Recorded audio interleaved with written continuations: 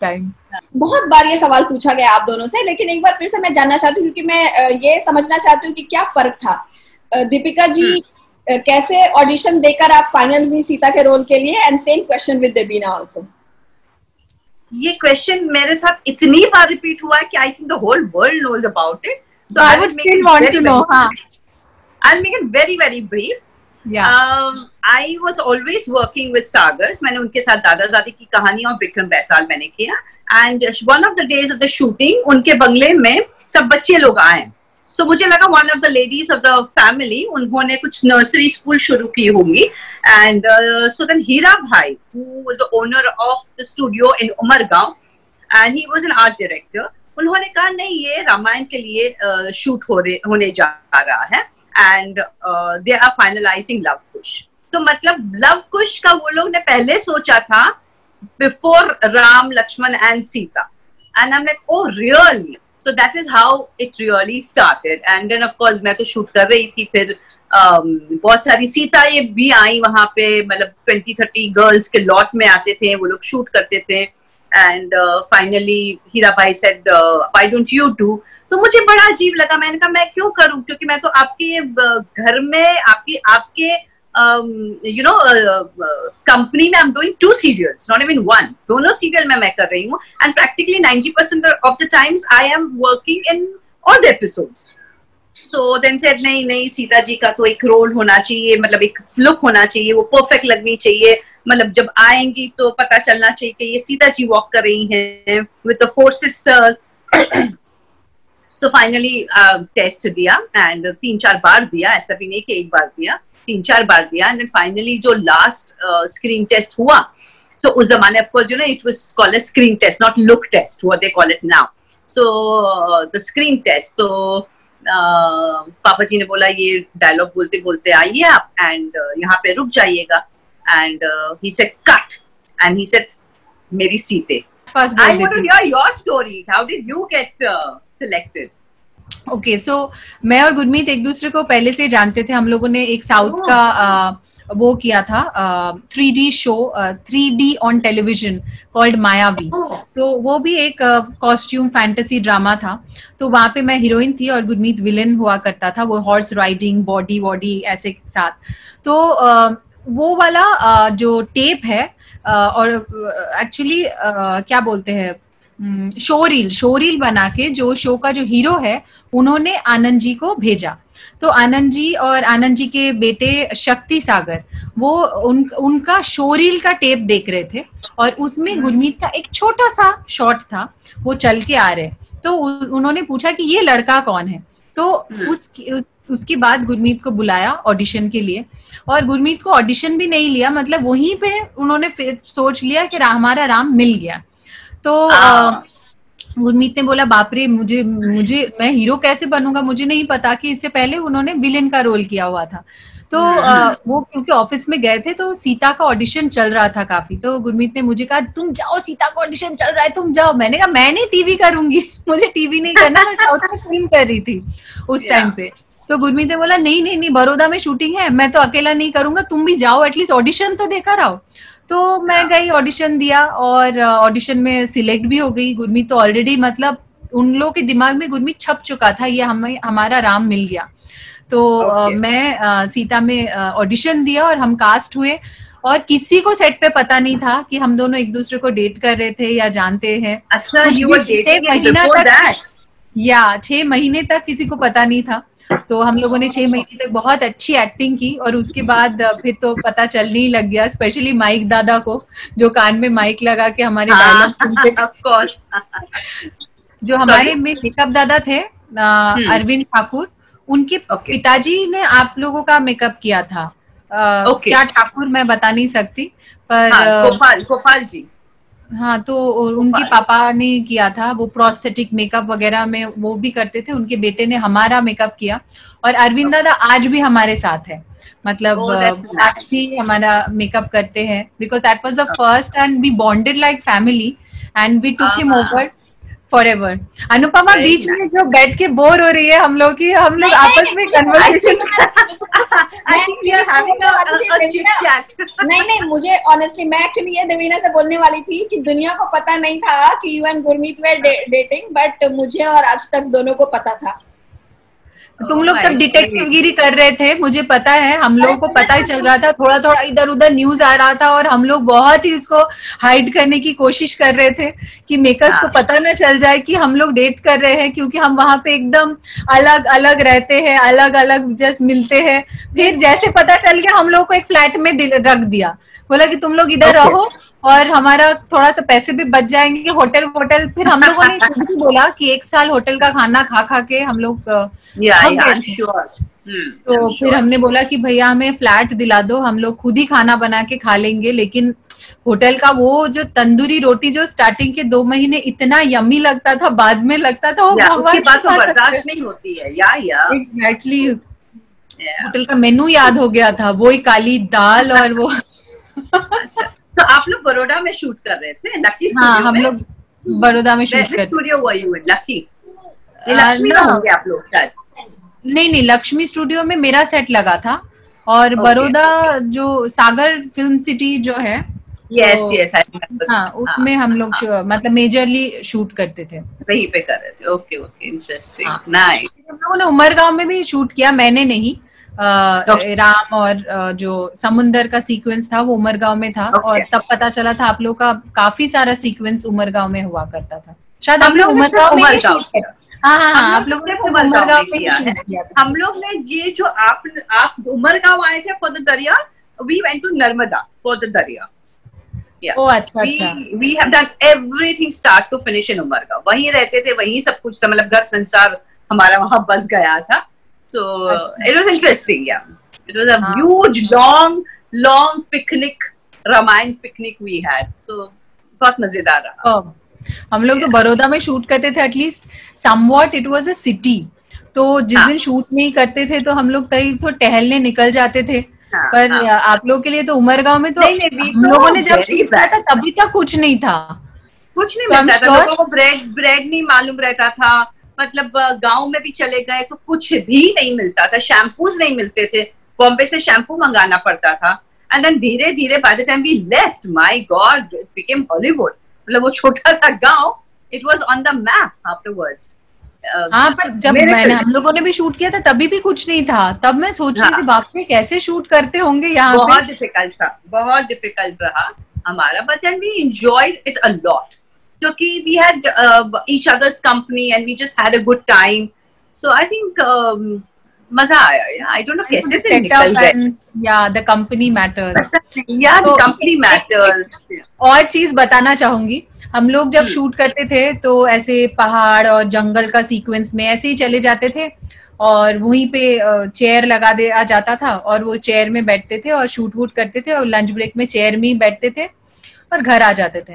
Being a girl मुझे ऐसा लगता था टॉयलेट नहीं है तो गांव के उधर मतलब गांव वालों के घर पे जाते थे टॉयलेट के लिए।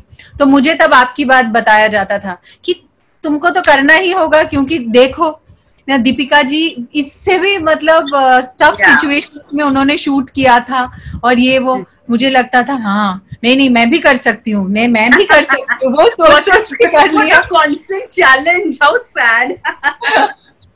बाद में मुझे पता चला हाई शूटिंग में वैनिटी भी होता है बॉम्बे आके काम करने के बाद। ओह माय गॉड, अभी तो कितना फर्क पड़ गया है। It's like so wonderful. I mean now I'm doing a little bit, TV वीवी मतलब मैंने काम शुरू किया है and it's wonderful. मतलब जो सिचुएशन है आपके पास स्टूडियो में एयर कंडीशन है, हमारे तो बड़े बड़े फैंस हुआ करते थे which would make so much noise कि अगर रिहर्सल के टाइम पे एक दूसरे की आवाज नहीं सुन सकते थे। It used to make so much noise. वही पंखा रखा हुआ था हमारे सेट पे भी, वही पंखे यूज हुए। हाँ, आपके टाइम पे भी एसी नहीं था ना सेट पे। My God, इतनी गर्मी एंड एक्चुअली पीठ पे ऐसे पसीना टपक रहा है, यहाँ से पसीना टपक रहा है एंड ओह माय गॉड। तो मन निकल डेलिकेटली आप साफ करे, क्लीन करे, you're just doing this much. Very very hot it used to be, very hot। क्योंकि स्टूडियो के अंदर ना। हाँ, और भारी भरकम कपड़े, बड़ौदा में बहुत गर्मी होती है, गर्मी में सर्दी में बहुत ज्यादा ठंडी में तो बहुत ही खतरनाक होता है। आई नो, वो ही पंखे आज तक भी यूज होते थे हमारे टाइम तक भी, और वैनिटी के बारे में बाद में पता चला। और एक्चुअली ऐसा लगा कि उस शो ने हम लोग को मतलब अंदर से स्ट्रॉन्ग कर दिया। मतलब आज हम जब किसी के साथ देखते, मतलब काम वाम करते अभी, तो बहुत लोग कंप्लेन करते हैं ये नहीं है वो नहीं है, और मतलब कंप्लेन मतलब इतना कि शूट रुक जाता है।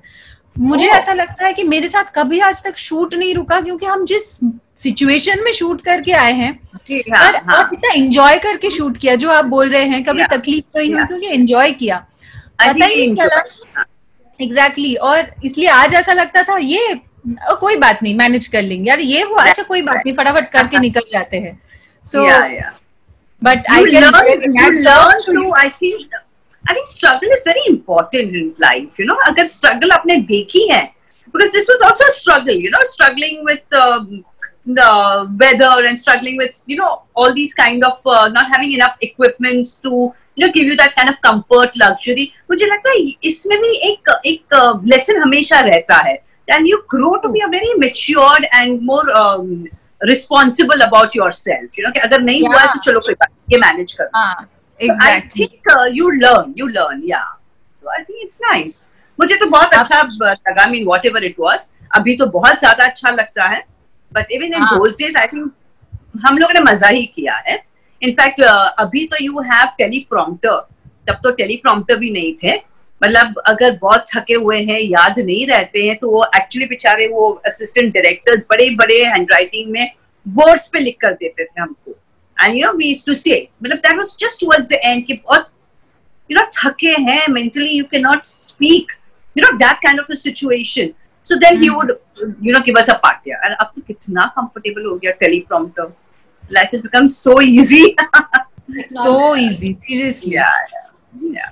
I don't know, is Anupama ji still around? Okay. Yeah, no, I'm enjoying your chat, like such interesting conversation. मुझे भी बड़ा मजा आया। I am really liking this session because I feel I'm meeting an old friend of mine who have not met for years, and I think मुझे भी ऐसा लग रहा है कि I have known you, no, I'm telling you, yes, for the last 10 years, every interview has been आपने कितनी बार रामायण देखी, आपने मतलब दीपिका जी से क्या सीखा, मतलब इतने क्वेश्चंस, मतलब every moment was a reference, and I never mind because I mean I have actually as a child I have seen your Ramayana, and it was so wonderful to be doing such a responsible thing, मतलब ऐसा कुछ करना, और जिसको लोग मतलब पूजा करते थे, प्रे करते हैं आज भी, तो वो चीज में कदम रखना भी मेरे लिए एक बहुत बड़ी बात थी, और वो भी करियर के स्टार्टिंग में। So we really do not mind, आज enjoy. Yeah, chalo, I'm glad you've taken it positively. That's a very good thing. That's nice. Yeah, absolutely. Deepika ji, जब आपने देखा कि 19-20 साल बाद फिर से रामायण आई सेम प्रोडक्शन हाउस की, आपको मौका मिला था क्या ये देवीना और गुरप्रीत का रामायण देखने, जो इमेजिन टीवी पर आता था, आई थिंक, है ना देवीना? अनफॉर्चुनेटली मैंने नहीं देखी है, पर मैंने एक सीन देखा था, एक छोटा सा सीन देखा था वनवास का, पर I saw Ram ji and Lakshman ji. So मैंने गुरमीत को देखा है on screen as Ram ji during the vanvas. वो एक छोटा सा मैंने सीक्वेंस देखा था। I did not see Devina, and honestly क्योंकि मैंने हमेशा अरुण को देखा है राम के तौर से, सो आई कुड नॉट बिलीव के it could be Ram, you know. So I saw a very good looking young prince, पर मुझे वो कभी राम लग ही नहीं सकते थे, क्योंकि मैंने 4 साल से मैं अरुण गोविल को मैं राम के तौर से देख रही थी। So of course I thought it was, the production was much nicer. Gurmeet looked also very handsome, and but I could not relate immediately. And उसके बाद तो मेरे ज़हन से निकल ही गई बात. It never came because मैं ज़्यादा frankly I don't watch television at all. So I never got a chance to watch it. Yeah. ये जो 2020 है, बहुत कुछ एक बहुत बड़ा चेंज आया इस साल में। एक तो ऑब्वियसली ड्यू टू कोविड, और इसकी वजह से रामायण फिर से दिखाया गया। जो पुरानी रामायण, दीपिका जी आपकी और देवीना आपकी भी रामायण ने जो एक चैनल को पूरा नंबर 1 कर दिया, दंगल चैनल को, कैसा लगा? सडनली इतने सालों के बाद रामायण देख रहे हैं, और अब वो 8 साल 6 साल 9 साल के बच्चे भी आप लोगों को देख रहे हैं और पूरी कहानी आप लोगों के थ्रू जान रहे हैं। कैसा लगा जब ये पूरे 3-4 महीने का पीरियड था? So this is a very responsible thing, I would say, कि मुझे लगता है हमारे जो ग्रंथ है हम we do not take it seriously. Also हमारे में ये एक एजुकेशन नहीं दिया जाता है, जैसे दूसरी कौमों में एक एजुकेशन होता है कि हर फ्राइडे को you have to your prayers or you have Sunday prayers. हमारे में नहीं होता है. We have a very a secular outlook towards our own flexible. Culture, to our culture. तो मुझे ये लगता है कि when you have shows like Ramayana or Mahabharata or anything of which Shiv, तो मुझे लगता है कम से कम बच्चे को एजुकेशन मिलता है कि ये हमारे ग्रंथ है. आज जो 4 वेद हैं, nobody knows कि हमारे 4 वेद के नाम क्या है. So मुझे ये बहुत I feel it's a very important aspect that needs to be tapped into and taken very seriously. It's not only entertainment, it needs to be taken seriously and responsibly कि भाई आप देखिए and learn from it. And I am very happy and very proud of the fact that Indians have taken it as a mission to understand the Granth. It was not only entertainment. So I think मुझे बहुत खुशी हुई जब रामायण महाभारत ये सब पुरानी serials दोबारा आई and जितने जो रिस्पॉन्स मिले वो आई थिंक बहुत अच्छे, बहुत पॉजिटिव रहे and people are moving and understanding and inculcating these qualities in them. So I think it's very important. हाँ, मैं भी ये कहूंगी कि शो के रिपीट वैल्यू तो बहुत सारे शोज के होते हैं.